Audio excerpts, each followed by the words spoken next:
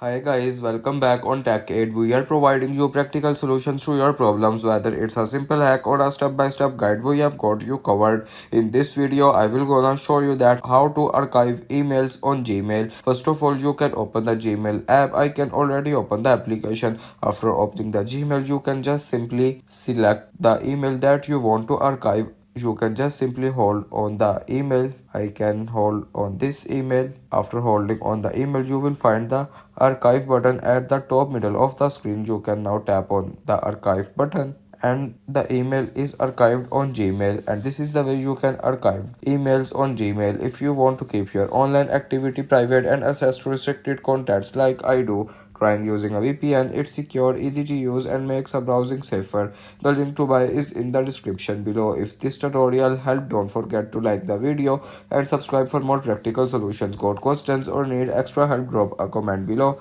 and we will be happy to assist. See you in the next one. Thanks for watching.